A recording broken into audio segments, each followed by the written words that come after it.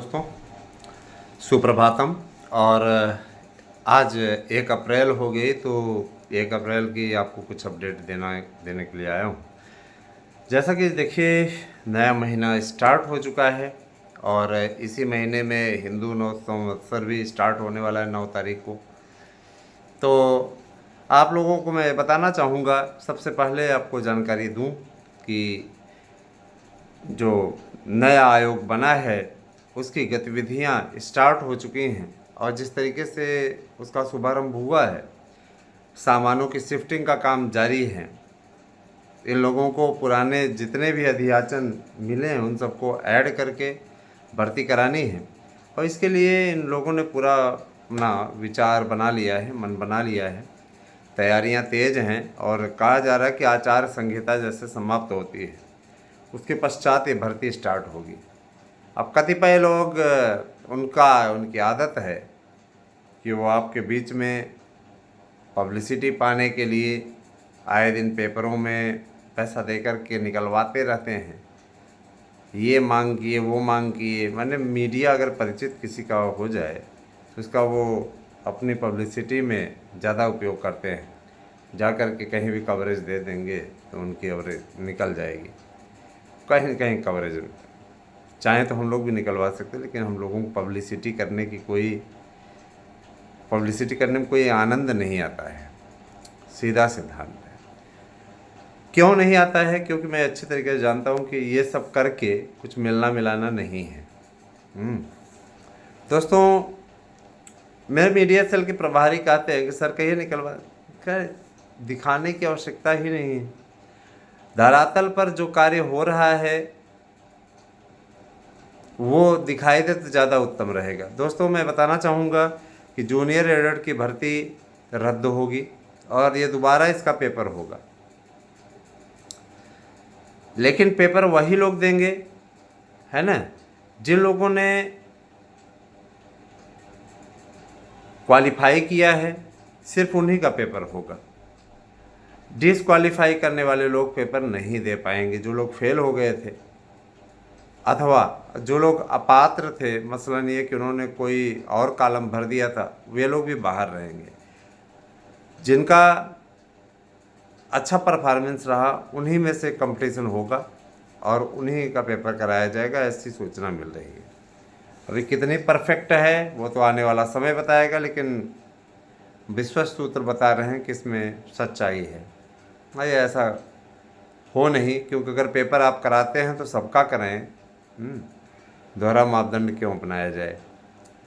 लेकिन इतना ज़रूर जान लीजिए कि जो लोग इतनी बड़ी बड़ी गलती कर गए हैं इसमें जूनियर में, मसलन उसको टीईटी समझ करके दोनों में काला कर दिए, मनमाना तरीके से कभी काम नहीं करना चाहिए।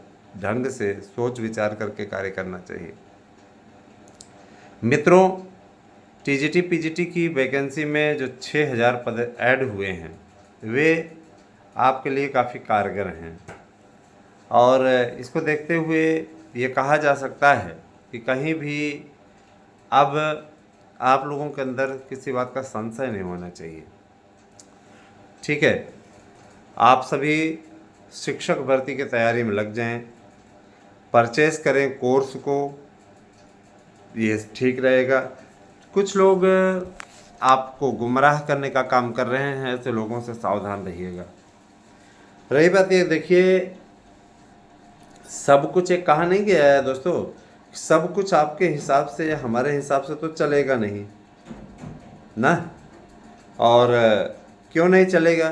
क्योंकि आप अच्छी तरीके से जानते हैं, अच्छी तरीके से आपकी जानकारी में होगा कि भाई इसमें आचार संहिता काम कर रही है। और जब आचार संहिता, ठीक है, आचार संहिता लगी रहती है तो सारा काम रुक जाता है।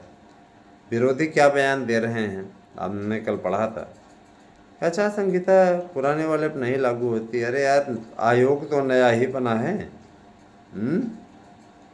किस तरीके का ज्ञान रखते हो? आयोग नया बना है तो जाहिर सी बात है तो नए सिरे से ही काम करेगा ना। कुछ लोगों की मेंटलिटी इस तरीके से सड़ गई है ना दोस्तों कि उनको चाहे आप जितना कर लीजिए, उन्हें हमेशा आपके अंदर कमी ही नज़र आएगी।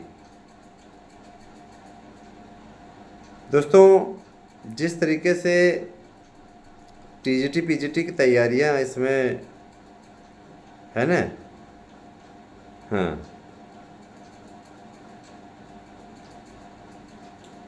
जी हाँ, जिस तरीके से तैयारियां हो रही हैं उसको देखते हुए मैं गारंटी के साथ कह सकता हूँ कि आप सभी लोग जून माह में पेपर दे लेंगे। ठीक है, ये सारी चीज़ें हैं। दूसरी चीज़ ये कि देखिए, अच्छा ये रहता है कि अभी से अगर पढ़ेंगे तो ठीक रहेगा। एलटी ग्रेड को लेकर के मैंने आपको स्पष्ट कर दिया कि नया आयोग आपका ये कराएगा, और नया आयोग ये कराने जा रहा है। साइबर ठगों से बच के रहिएगा। साइबर ठग आजकल बहुत सक्रिय हैं दोस्तों, समझ रहे हैं ना। साइबर ठग क्या करेगा, आपके पास में कॉल करके आपसे ओटीपी मांगने की कोशिश करेगा, या बताएगा कि हम ये वाले हैं, ये टर्म इंश्योरेंस ले लीजिए, करा दीजिए, इतने का रिचार्ज है, कराएंगे क्या। तो सावधान रहिएगा, ये सब फ्रॉड लोग हैं, इनसे सावधान रहने की ज़रूरत है। मैंने आपको पहले भी CLS इत्यादि कंपनियों के विषय में बताया था, जो कि फर्जी कंपनियां खुली थी, पैसे पर डे देती थी, बाद में भाग निकली। मैंने पहले भी आप लोगों से कहा था, ठीक है, लेकिन माने नहीं। कई लोगों का 50-50 हज़ार डूब गया। बाद में कहे सर आपने ठीक कहा था। फिर वही CNT के रूम में आई, वो भी लूट के ले गई। तो मैंने चूतिया बनाने का इन लोगों ने एक टारगेट बनाया हुआ है। काम धंधा नहीं मिल रहा है तो एक साइबर ठग का जाल बिछा दिया है, उस हिसाब से अपना लूटपाट कर रहे हैं दोस्तों। जिस तरीके से शिक्षक भर्ती की तैयारी चल रही है, उसको देखते हुए मैं दावे के साथ कह सकता हूँ कि जून माह में आपका पेपर हो जाएगा। बहुत कुछ हो रहा है दोस्तों, बहुत कुछ हो रहा है।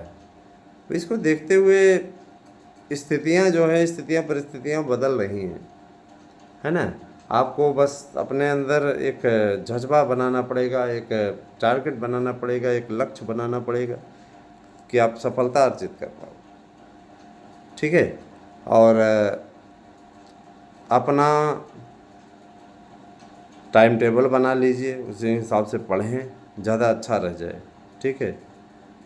अच्छा, एक बात और देखिए, EVM को लेकर के आजकल मारामारी बची हुई है। देखिए, चुनाव का ही इसमें चल रहा है। सही बात भी है कि 2004 का आम चुनाव पहली बार पूरी तरीके से EVM के माध्यम से कराया गया था। सबसे पहले कांग्रेस पार्टी ही EVM के माध्यम से जीती थी। आज उसी EVM पर वो कमेंट कर रही है। तेलंगाना में जीतती है तो EVM ठीक रहती है, पश्चिम बंगाल में तृणमूल जीतती है तो ठीक रहती है, दिल्ली में केजरीवाल को बहुमत मिल जाता है तो ठीक रहती है EVM, है ना। जहाँ हार जाएं तो वहाँ EVM गड़बड़ हो जाती है, EVM पे प्रश्न चिन्ह उठ जाता है। 111 सीट सपा ने जीती थी, तब EVM ठीक थी। ठीक है, और जहाँ भाजपा जीत गई है तो वहाँ EVM खराब थी, EVM से भ्रष्टाचार हुआ है, ये सब अलग। ठीक है, तो कहीं ना कहीं अगर देखा जाए तो देखिए, चुनाव पर कभी भी प्रश्न चिन्ह नहीं उठाना चाहिए। और दूसरी चीज़ ये कि भारत की बढ़ती संप्रभुता, जो भारत की क्षमता बढ़ती जा रही है, उससे कहीं न कहीं विदेशियों में भी खलबली है, और वह यह नहीं तय कर पा रहे हैं कि करना क्या है। समझ रहे हैं ना। और बड़ी चीज़ ये कि शिक्षकों की भर्ती